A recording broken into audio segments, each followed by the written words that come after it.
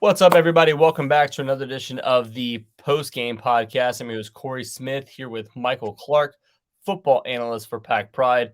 Michael, NC State taking an L yet again, second straight overall, third straight on the road. Really going to be a tough sledding to be able to break that at UNC this coming up Friday, but we'll get to that in a little bit. 25-10 loss to Louisville. Team that's unranked, much better team than what they looked like at the beginning of the season. But this looked like a team for NC State that just could not find their footing all game long. Your initial thoughts on this before we really jump in, man?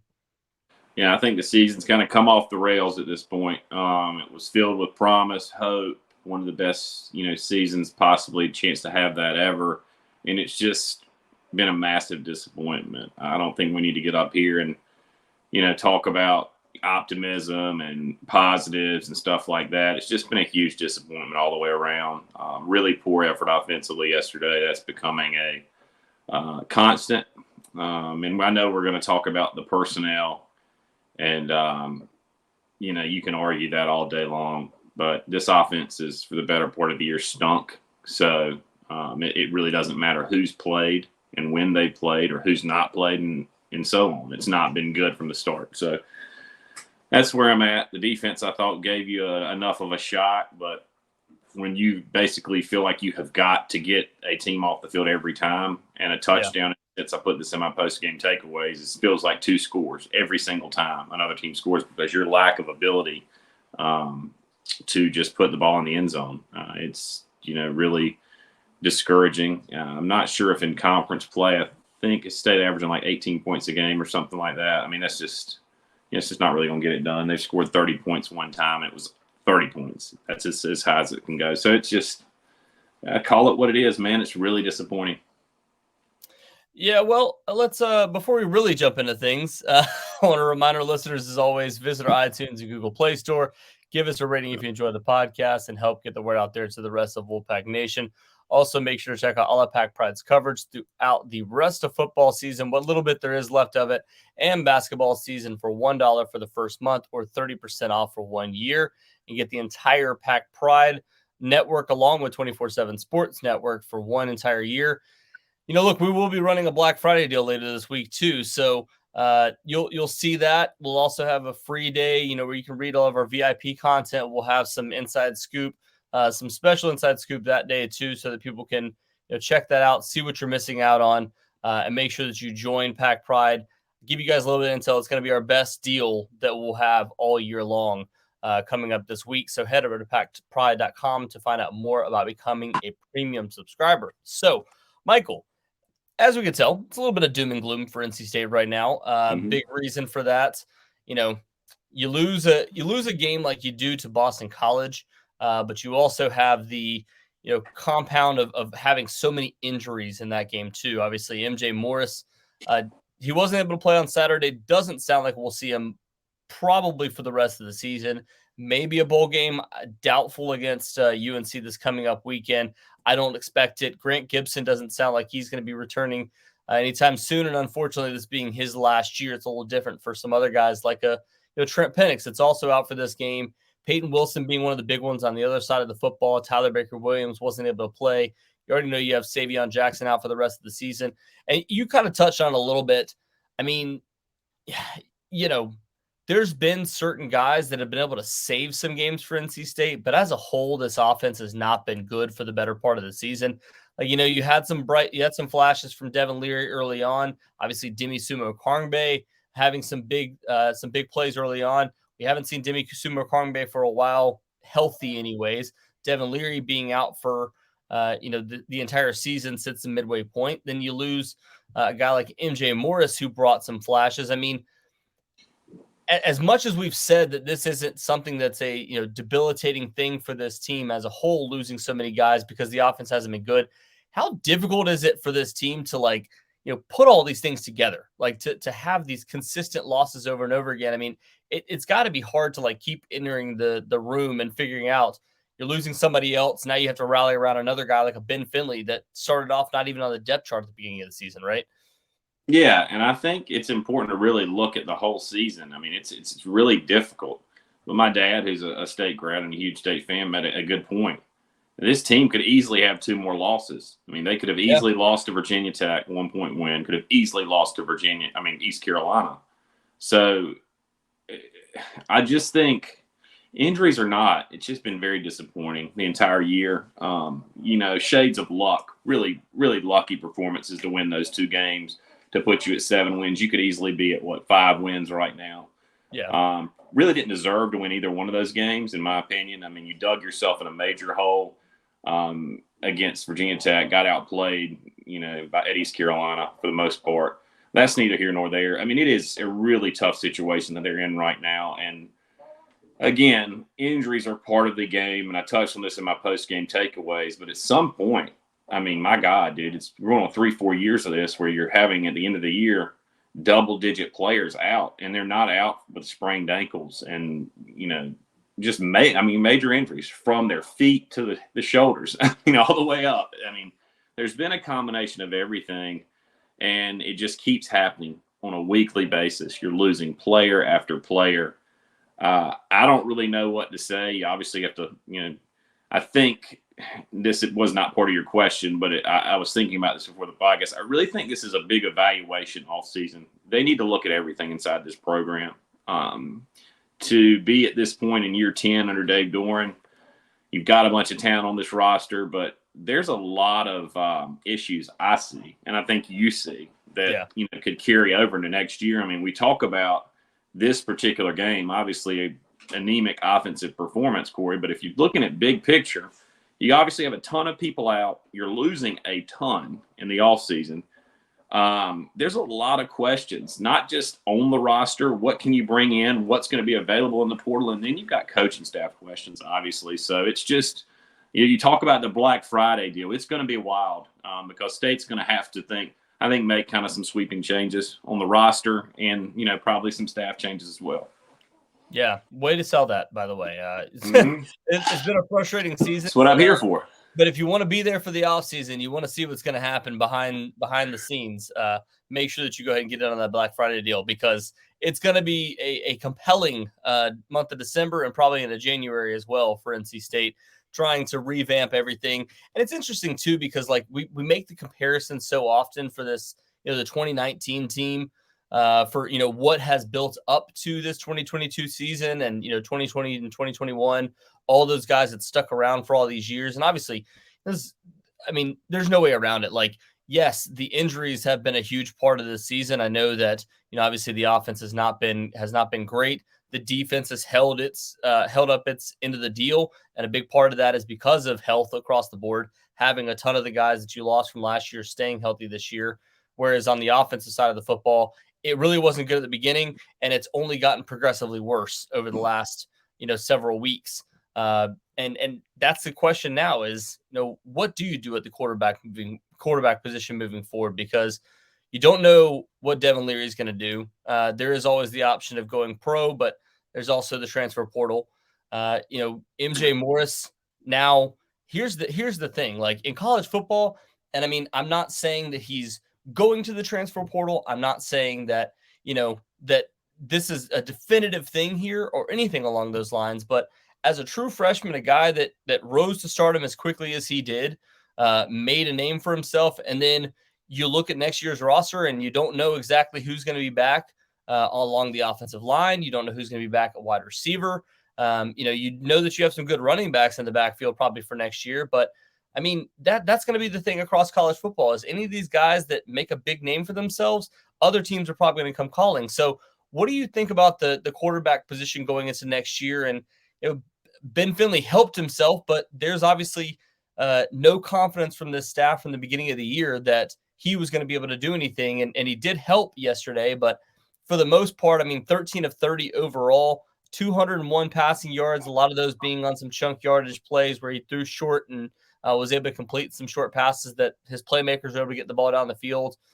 Did throw the one interception at the end of the game. So, just your thoughts on the quarterback position moving forward. I know we're literally on the Postgame Podcast. I don't think we've talked about Louisville once in this, but what are your thoughts on quarterback for next year? Because obviously that's going to be the compelling thing here. Well, that's the $1 million question. Devin Leary. you never say never, but he's not going to be back in NC State. I think you would be very naive to think that happens, and I know fans may be holding out hope. He will not, in my opinion, return to NC State. So I think that eliminates one person. We know Jack Chambers will not be back. We know you're bringing in Lex Thomas.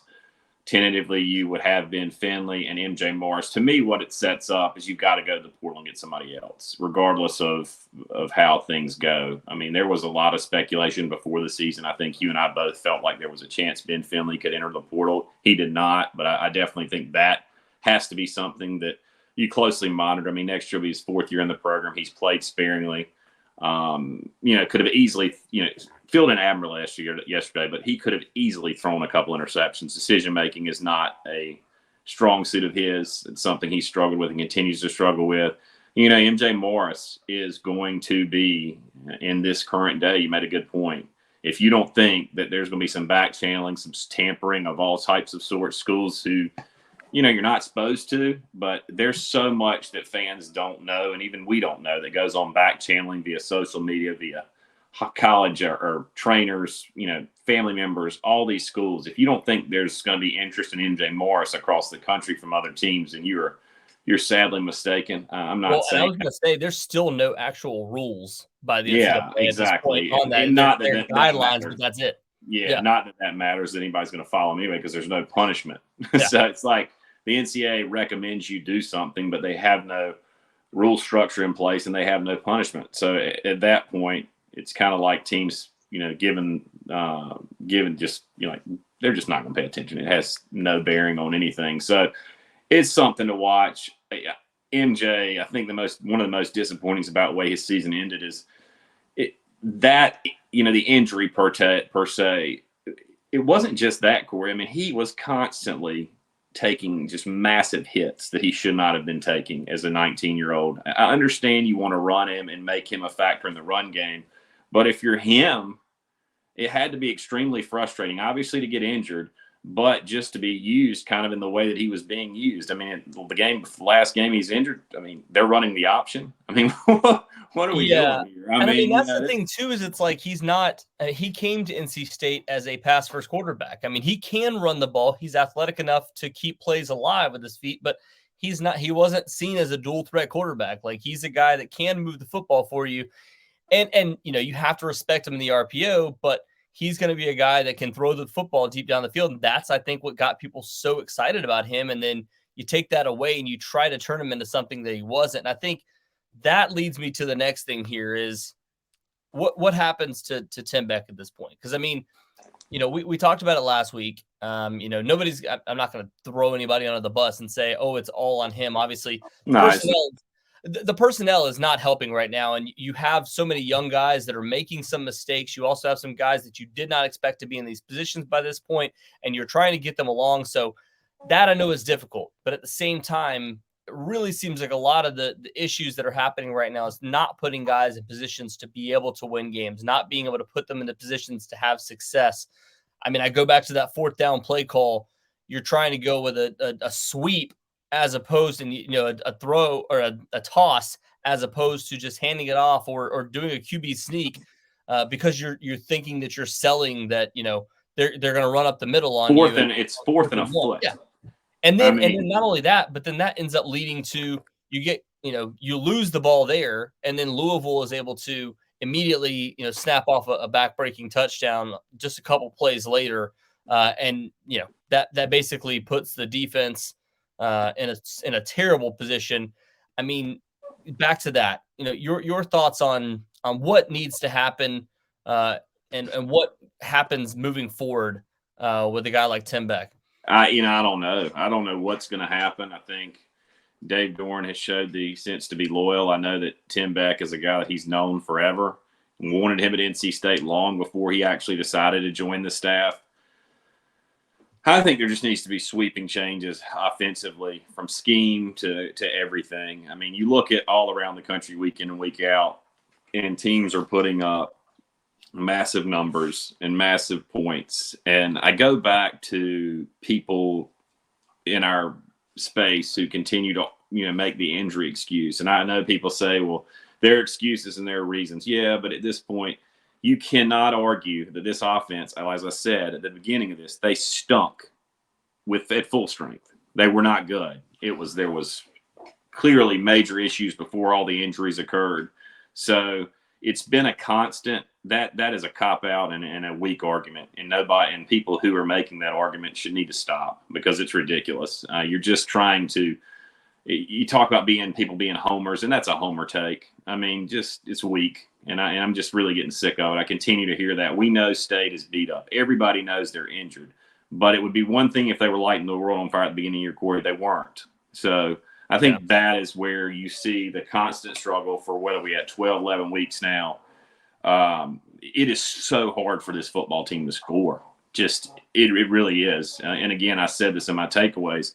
That horrific fourth down call, it was what it was. It was a terrible call. Fourth and a foot. If you're going to put him under center, sneak the ball. If you cannot get it on the sneak, then I can live with it. I cannot live with a pitch 5 to 6 yards behind the line of scrimmage with no perimeter blocker, and you get tackled for a loss.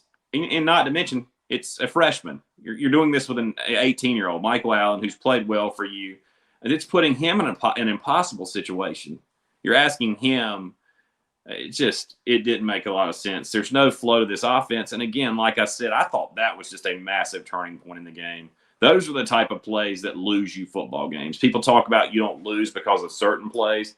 I would argue that play, if it didn't lose the game, it was pretty substantial because of the swing, Louisville being able to score. And I said this, and I think you would agree, Corey, the lack of ability to put the ball in the end zone anytime an opponent of the States does score, you're just like, wow. I mean, this is such a hole it's going to have to claw out of. And your personnel is just decimated at this point. It's hard to be optimistic. 6 points seems like 12 points at this point, really. Yeah, and I mean, the one thing I was going to say, too, is at that point, it was still a 13-10 ball game. Like, or maybe 16-10. Actually, I take that back. So you're still in this game. Like, you're still within a score. And then, like I said, Louisville goes right down the field, scores the first and only offensive touchdown they had of the entire game because of how much the momentum swung, because you just take a risky play there. And that to me was, again, like you said, it was kind of the breaking point for this team as a whole. That, like I said, the defense gives up, I think it was a pass. Shaheem Battle goes for the tackle. The tackle gets broken. It was a 4-play, 45-yard drive, not to cut you off. So I'm looking at the drive chart here. I mean, to me, that's not on the defense. I mean, it's ridiculous to even put them in that situation. But you're just asking for that situation when you call that play. Yeah, exactly. And one of the things that I've run into, watching back a lot of the games, you watch them live and it's one thing, but you watch it back and it's like the thing that's the most frustrating about this team right now is just this goes back to the beginning of the season. This goes back to the last couple of years, really. I mean, and maybe it's, James Curl brought it up last week when we talked about it on our podcast is the lack of aggressiveness, is it from Dave Doran or is it from, just the general offense as a whole where, I think you've really seen it over the last couple of years. Their need to play complementary football, all this talk about complementary football and you've got to be able to play off of your offense. That's where your defense is. Your defense is playing off your offense is playing off your defense. And you just don't see the aggressive play at all from this team. You don't see them trying to, obviously now at this point, you don't really have the personnel to do that. But again, you need that in a game like this. You need that with some guys that are backups. You need, a big swing play that can change a game. And I don't mean a swing play on 4th and 1. I mean a swing play in terms of something that can swing the momentum. And it doesn't seem like, NC State is consistently going for that type of play. It's trying to drive methodically down the field, which is, to me, the absolute worst thing you can do for an offense that has so many guys missing, right? Yeah, and I think, to me, the big thing here is what doesn't make any sense at all about that type of offensive approach is your inability to run the football. Like, you want that to be your offensive approach, but you clearly are one of the worst rushing teams in the league. That's been a constant. You were terrible last year with running the football. bad again this year. You're just not built that way, in my opinion, to be that type of. And I don't know if NC State will ever be able to be built that way, where you've got a Wisconsin type offensive line. And I'm just throwing out a comparison where guys are 350 pounds and you got 4 first-round picks, and it's just a completely different environment. Football is changing, and you can say complimentary football all day long. You got to put points on the board. That's where it is. Nick Saban, perfect example, pivoted a couple years ago, was a run-heavy guy. He said famously, you can't play defense in college football anymore. He does have a very good point. And I made this point in my takeaways as well. You can't ask the defense to hold opponents every single week. And that's where you are with NC State right now. And you compound that with an offensive approach that just doesn't fit college football in general right now. It's not going to set you up to be successful. And I would argue with all the people that you're losing, you're going to be in a really tough spot in the offseason because of, unless there are some massive changes. I mean, sweeping changes made, approach, all types of things. It doesn't even have anything to do. Coaches is one thing, but I think the offensive philosophy has got to change. I mean, you've got to, first of all, find some big play guys. And I think you've got some nice pieces potentially in guys like Julian Gray, Terrell Timmons, guys who can be really good players, Michael Allen, again. But you've got to go to the portal. And this, trying to complimentary football, I'm at the point now where I just totally disagree with that approach. But that's just me. Yeah, and one thing I was going to say, too, is it really felt like the strength of this team, from the beginning was going to be the play of Michael Allen and for at sometimes Jordan Houston. I mean, you saw Michael Allen break off some big plays again, ended up with an average of 3.5 yards per carry on 9 attempts for 31 yards. Looking at Jordan Houston's number, 8 carries for 41 yards. He also had, 3 catches for a total of 7 yards. But, they didn't seem to, even down only 16 to 10 at a certain point, you just saw them trying to put the game on Ben Finley's shoulders. I mean, Ben Finley ended up, actually, I take that back, 16 of 35 was the overall numbers. I said 13 of 30 earlier, but he did come out there for one more drive. Yeah, I put those up in my takeaway article. I apologize. Yeah. I mean, so that's what I'm thinking is why, and this has been an issue for the last few years as well. I mean, you think back to last year where everybody's going, why did they move away from Zonovan Knight and Ricky Person when they had success early in the running game in some games? And, we found out obviously it was the lack of offensive line push at times, but, it seemed like the running game was getting going early on. I mean, it seems like it's so hard to get in cohesion for this offense because of just not having look, I'm sure there's a game plan, but it certainly doesn't seem like you're able to withstand, an initial punch from another team, and you just immediately go, all right, we gotta have big gashing plays. We gotta find something down the field, and you just don't have the personnel to do that right now.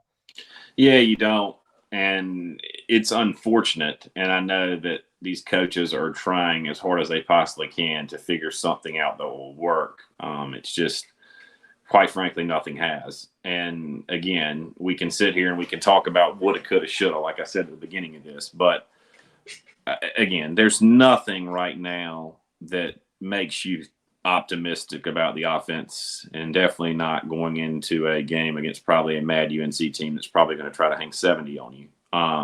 So again, and like you said, Corey, we talk about this and we've talked about it continuously. The lack of explosion, big plays, State just, you can't have, they can't get those. I don't not really know how to even explain it. They don't have those one play, massive explosive drives like you have when you have like Naheem Hines in the backfield, who's just a game breaker. Everything has to be manufactured offensively. It often seems like it takes double-digit plays for this team to score. And that is just incredibly hard in college football, even when it is geared towards the offense. It puts you in a chance for penalties, turnovers, you name it. It's just one of those things where it's been an issue, the lack of explosiveness at the skill positions. Unfortunately, like I mentioned, you do have some young players that you're really, really high on, but the evaluation of some of these older players and the non-progression of them is a real issue, especially at the receiver position. You just don't have any. There's not a lot of I don't know, big playability out there, and that's really crippled this team. And then, Corey, we haven't talked about the offensive line. I'm getting kind of off topic a little bit, but I mean, they haven't been good. I mean, they were not good yesterday again. There's some miscommunication up there. Dylan McMahon. The issue is a portion of this is what you're looking at in the future too, right? Yeah, exactly. I mean, Dylan McMahon really struggled snapping the football yesterday. The offensive line with him at center does not seem to be on the same page. I mean, you're seeing several just complete whiffs week after week. I mean, like, here's the quarterback is what you're getting. Yeah. And these are guys, to me, what is most troubling about that, Corey, is all these guys, I mean, they've been in the program for 4 or 5 years. I mean, you just can't get manhandled and dominated like they are in certain senses. And, we talk about the receiver position. But I've been disappointed with the offensive line, especially of late. You can't put it all on the running backs or receivers and quarterbacks and not criticize the offensive line. And they've left a lot to be desired, in my opinion. Yeah, and I think that's another big thing. Again, we talk about the need to go out in the transfer portal, the need to go find guys. You're going to have to do the same thing along the offensive line. You're going to probably have to do the same thing at wide receiver. And at this point, you're going to already start recruiting MJ Morris to come back for next year. You're going to already start recruiting some other guys and potentially going out there again in the transfer portal to find a quarterback. I mean, and that's not even that's not even discussing the defense that's going to lose. I mean, probably 10 to 15 guys along the defensive side of the football. Again, this is a debilitating loss. And I know a lot of people probably tune in for us to talk about this game, but it just feels like this is going to be an overarching theme coming out of this game that, everybody's going to have to start looking at the future and going, man, there's going to be a lot of holes moving forward. I mean, what do you see for NC State in the month of December and the month of January and February leading up to spring camp for next year? Because, look, this is probably a team heading towards, at most 8 wins probably at the end of the season, but they're going to already start looking towards the future for this program. I mean, what do you think these next couple months are going to look like for NC State? Well, I think it looks completely different than last year. I think that goes without saying. You were one of the lowest teams as far as attrition, players leaving, transferring out portal-wise. I think you have double that in the offseason. And there's some and this is not a bad way to say it. Dave Doran made a great point to his credit that when some guys enter the portal, it's not always bad. If you've been at State for 4 and 5 years and you're third on the depth chart, you've got a degree or at some point even 2 degrees, and you want to actually play, by all means you should leave and go somewhere else where you can get on the field. And I expect a lot of attrition, and I don't want fans to be overly concerned, but it needs to happen at this point. There are a lot of people on the roster that have reached their ceiling, in my opinion, especially on the outside of the receiver position. You entered the season with 15 or 16 receivers, and considering the lack of production you've gotten out of that room, it's time for some guys to move on for better, just point blank. It really is. And again, are there guys you want to come back? Absolutely. But at that same token, there needs to be some changes. And if you've been in the program, most importantly, get your degree. Get a degree. And then if you can't get on the field 3 or 4 years, State's going to shoot you straight. Coach Doran is an honest guy, incredibly honest, and his staff, you have to credit them there. There needs to be some changes. So I think that's what you're looking at. You're looking at probably a massive overhaul offensively. Is there some changes on the staff? I think there's going to be some pressure from the higher ups for that to happen. I've not heard that definitively, but I think that's pretty common sense take. Yeah. Because what you did this year, injuries had a major effect, but it didn't work. It really didn't. And, they could go out and sure they could beat Carolina and we could be happy next week. But you're right back to that 8-win plateau. What are you going to do to get over that hump?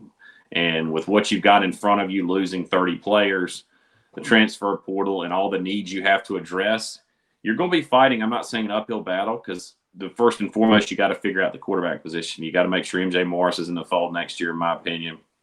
But you've got to make it his job easier by going to get some players, because I don't see enough on this roster right now, quite frankly, to help him be successful next year. Yeah, and that's one thing I was going to say too, is I think, I was looking at the defensive side of the football too. I mean, you know, a lot of us are all looking at the offense and saying, man, there's some glaring holes. Well, you're not noticing them for the defense because the defense is still playing well, but guys like Isaiah Moore are going to be gone. Tanner Ingles going to be gone. Cyrus Fagan's going to be gone. Drake Thomas, there's a potential for him to be gone. He won't be back. He's not coming back. He won't be back. Peyton Wilson's not coming back. You can't. Those kids, there's no way. But here's the thing. That's what I'm saying is the guys that I'm mentioning, all four of those guys were the top tacklers yesterday. They're the top guys in production for NC State. I mean, I thought Jalen Scott played admirably yesterday, but he's not Peyton Wilson. And guys like Aiden White, I think, have stepped up in a big way this season, and he's going to be a bright spot for next year. But what does the linebacker core truly look like next year? What does the defensive line truly look like next year? Maybe you get Savion Jackson back. You obviously have Davin Vann that I think has played really well so far this season. Travali Price as well. I mean, CJ Clark, if he comes back, we saw him run out during senior day. There's a chance that he could either enter the portal or look for other options. So there's a lot of guys that I think as of right now, there's a lot of question marks on this defensive side of the football. I mean, what do you think priority would lie? Linebacker. I would throw linebacker up there. You talk offense, you talk quarterback. Everybody who's an NC State fan at this point knows Tony Gibson's scheme and how much it depends on linebacker play. You've got some good young guys and some guys that have played a lot, like, Devin Betty, Jalen Scott. But they've got to go out in the portal and they've got to get some impact players at linebacker, guys that are proven, guys that can immediately step in and become part of the two deep. Because if they're not good at linebacker, to me, everything is moot on this defense. It doesn't matter what they have coming back up front. It doesn't matter what they have coming back in the secondary. If they don't have linebacker squared away, they will not be a good defensive football team next year. So, and I hate to say that because you don't want to slight any other positions, but so much is asked of the linebackers and for good reason. And his defense works. It's clear it works. He's done a great job this year, but you're talking about massive holes you're asking to be filled. And, unfortunately, it's not just one. You're losing three. Barring something unforeseen, there's a 1% chance Drake Thomas and Peyton Wilson come back, in my opinion, because there's always a chance for everything. But they're not coming back. Yeah, I mean, the only reason I could see Drake coming back is kind of seeing the guys around him come back and the success that they've had. Unfortunately, the way that the season has ended has probably left a sour taste in a lot of guys' mouths. No doubt. And his brother's leaving, so a big part of this was playing together last time. You get luck coming in next year, though. Yeah, there's that. But again, and I think it's anybody on the staff, they love to have these guys back. Peyton Wilson can't afford to come back with his injury history. The way Drake Thomas plays, the all-out just gives you everything he's got. I mean, running back is similar to running back when it comes to shelf life, in my opinion. You don't see guys have 10, 12-year careers without, speed bumps in the NFL without injuries. It's just hard for your body to hold up. I mean, these guys need to go get paid. They've proven all they can do at the college level. There's as much as I think we would all like to see those two come back. I mean, it would just be bizarre, in my opinion, if they chose to come back. Yeah, one guy I was going to say, too, that I thought played well. You talked about important positions moving forward, what that NC State is going to need. And at the nose tackle position, obviously, you're going to lose a guy like Corey Durden next year. I thought Joshua Harris played well in this game. The numbers are never going to show it, but he had 2 tackles in this game. One was a solo tackle, and I thought made some big plays to help this defense. The issue, obviously, being the fact that the defense only gave up 1 touchdown the entire game, and NC State ends up losing 25-10. So that's a really rough way to lose a game for a defense that I thought played. You've got a good core defensive line coming back next year. You really do, or you should. With Joshua Harris, Savion Jackson, you hope CJ Clark, Davin Vann. I mean, that's a good place to start. But again, none of that matters if you don't have linebackers.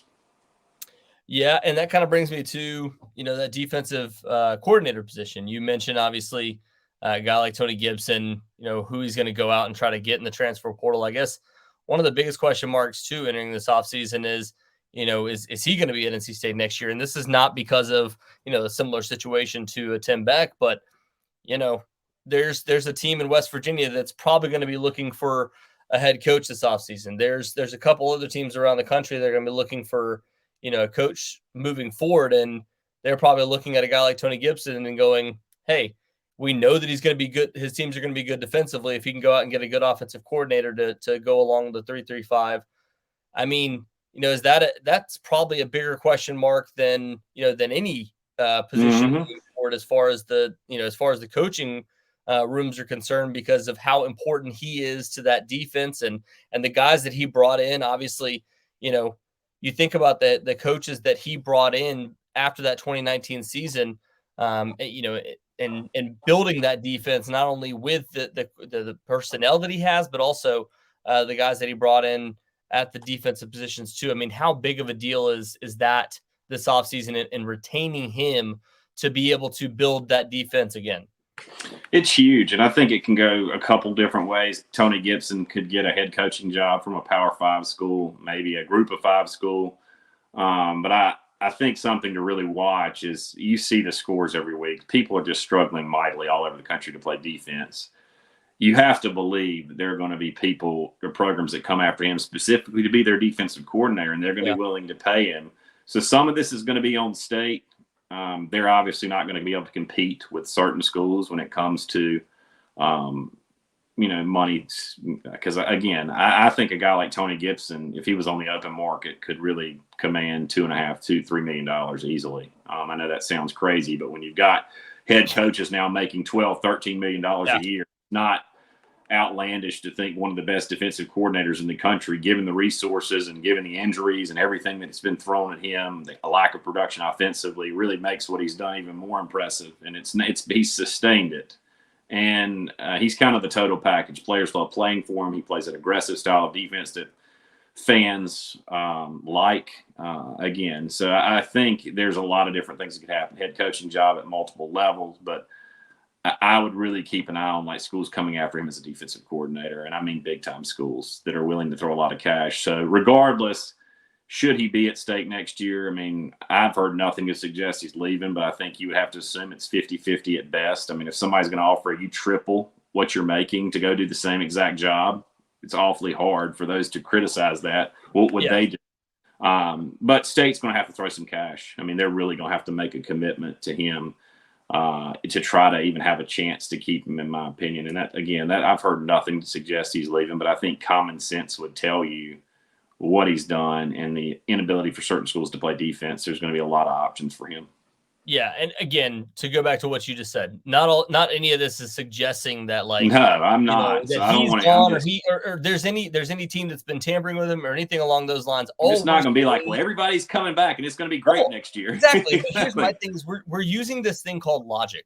There's this thing called logic that you use when you look at situations. And right now, I mean, Tony Gibson has worked his way into becoming a potential head coach, or worked his way into being, a defensive coordinator. I mean, hell, if we're talking about the team that NC State's about to play, Phil Longo has probably played himself into being a Power 5 head coach in the near future. I can't imagine an offensive coordinator at an SEC school that's looking to win a national championship. I mean, that's if you're using logic here, that's what you see. So I'm not suggesting anything, and I know you're not either, but if we're having these conversations, we need to have them about everybody across the board and what you're looking for moving forward. And that's going to be a critical piece. If NC State's going to be able to, to rebuild this linebacker core next year, if you're going to be able to go into the portal, you got to have the guy that's built that linebacker core and built this defense on your staff still to truly do that. And I think that's going to be a big stepping stone for NC State if you're looking to have success and flip this thing around next year. Right away, because you can't have a down year, especially after having the type of year you had. Even if you lean on the injuries, it's not an excuse. Like, the injuries are not an excuse; it's an actual thing. But that's a whole nother issue, though. In my opinion, like, you've got to figure some stuff out there too. Yeah. The number of injuries is alarming. Something's got to be changed. I don't even know. I know injuries are chance and they're part of football, but it's gotten to a fever pitch, in my opinion. And I'm at a loss for words when you sit here and you talk about injuries. And, the last thing I'll say about Coach Gibson, can you imagine his frustration this year? Yeah. I can only imagine. A guy who's coached forever and been all over the country, really well respected. the pressure that his unit's been under all year just to essentially score, stop them every single time. It's had to have been probably one of the most challenging, and not speaking for him, probably one of the most challenging years of his coaching career. So, yeah, I mean, hell, you mentioned games that NC State could have lost earlier in the season. You think back to Texas Tech. If Aiden White doesn't have that pick six and bring it back, NC State's within one score against Texas Tech because they're driving down the field for that final drive, as opposed to being up by 2 scores. That would have been a completely different looking game if that doesn't happen. That's the type of thing you're talking about with this defense. They've leaned upon them every single game so far this season. And that's even with a guy that was a preseason ACC Player of the Year at quarterback. So it's just that's clearly where, I mean, and I know some people are going to be frustrated by saying this, but like that's clearly where the issue has lied throughout the entire season, and that's what NC State needs to be able to fix this offseason. But you have to have all the guys back on that defensive side of the football to really make this thing work too. So, any other thoughts on the Louisville game? Any other? I mean, look, again, Christopher Dunn, another strong game for him. Kicks a field goal. He's 21 for 21. I think he's trending towards All-American status, potentially heading towards the NFL after this year. A guy that, going into this year, I don't think a lot of people probably had him on NFL radars, has a chance to do that. There's some other positives, things like Darryl Jones obviously having a solid game, 4 catches, 60 yards. We mentioned Michael Allen, 72 yards total for him with the 1 receiving touchdown. I think he has a bright future for this team too. Defensively, I mentioned all the top tacklers, but like if you're looking at this game as a whole, it's just a microcosm for the way the season has gone, where your offense does just a little, but then can't do anything else after that. And the defense does the job all game, only to have backbreaking plays happen in the fourth quarter and not be able to recover from them on either side of the ball. So, I know we didn't talk a lot about the Louisville game, but it's just, I mean, that's moot at this point. Last thing I'll say is you cannot, again, I know that's just repetitive, you cannot win big in college football without at least a productive offense. We've seen what a great defense will get you, because I would classify NC State's defense as great, especially with what they've been asked to do this year. The leaning on the defensive approach from the 1980s, it's not going to work. I mean, schools are going to throw the ball all over the place. Officials are going to call they're going to call pass interference every chance they get. I mean, there's just so many things. You can't hit the quarterback anymore. You can't really hit anybody sometimes. So I just think your whole idea of what it takes to be successful and win consistently has to change. Again, if Nick Saban, I use him as an example because I thought that was interesting a couple of years ago.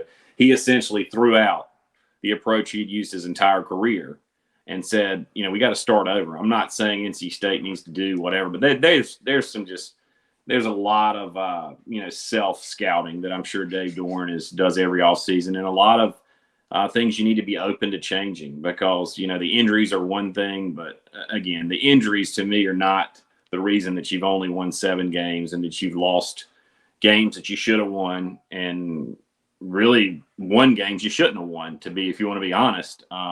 This season could be a lot worse. And I think that to me is the deeper issue when you're looking at everything in the offseason. How lucky you were to win certain games that you should have won by 2 and 3 scores. That's the most troubling to me. So anyways, that's where I'm at. I know we didn't talk a lot about the Louisville game, Corey, but at this point, I think everybody wants to flush that. Yeah. Only other downside of this game, obviously, the fact that special teams had its first real gaffe of the entire year, giving up that return touchdown, which was, look, again, like I said, I think a lot of people are going to go, oh, well, the defense, gave up too many big plays and, lost the game in some terms because of that. The special teams lost the game because of giving up a touchdown. Well, there's a lot of pressure put on every single side of the football when one side is just not contributing the way that it should be. So I think that's, it's really hard to put anything on either side of either one of those sides of the football because of how much pressure is applied to each and every single one of them each and every single week. So that's kind of where I'm at now at this point. But Michael, I appreciate you as always for jumping on, man. Again, NC State 7-4 overall, now 3-4 in ACC play.